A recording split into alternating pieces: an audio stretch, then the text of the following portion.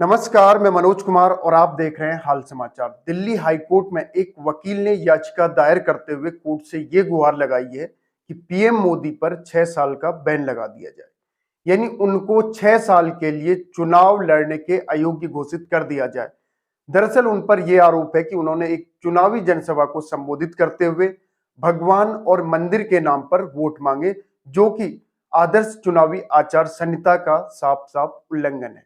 तो इस आधार पर उनको चुनाव लड़ने के लिए अयोग्य घोषित कर दिया जाए। आनंद एस जोंधले नाम के वकील ने अपनी याचिका में यह कहा कि पीएम मोदी ने 9 अप्रैल को उत्तर प्रदेश के पीलीभीत में एक चुनावी जनसभा को संबोधित करते हुए मतदाताओं से धार्मिक आधार पर वोट देने की अपील की।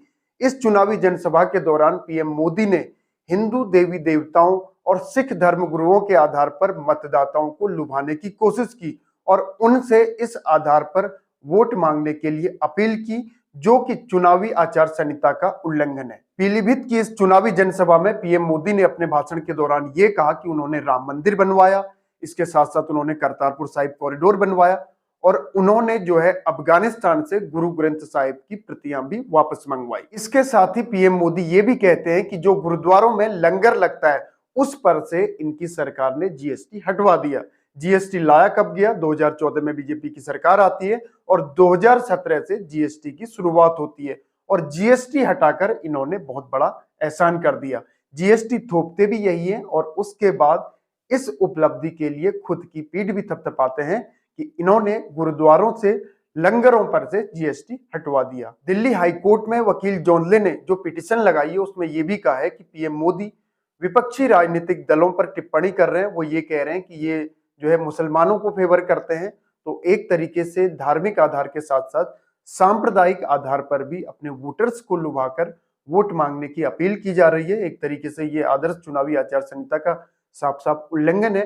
लेकिन देखना बाकी है कि इस पूरे मामले पर कोर्ट क्या करता है।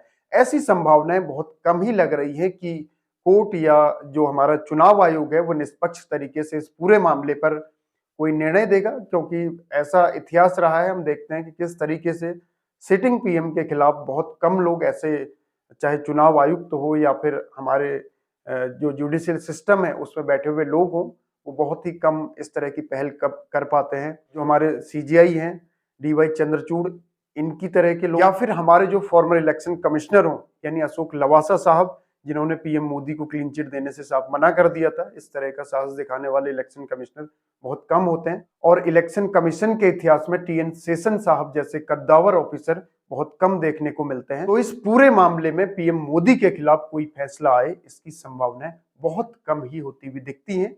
हाँ, इस तरह की औपचारिकताएं करते रहनी पड़ती है, लेकिन इस तरह की औपचारिकताएं सार्थक तभी हो पाती हैं जब ऐसे मामलों में निष्पक्ष तरीके से जांच की जाती हो। तो आज के लिए फिलहाल इतना ही। आगे फिर होगी मुलाकात किसी और नए मुद्दे के साथ। तब तक के लिए जय हिंद, जय भारत।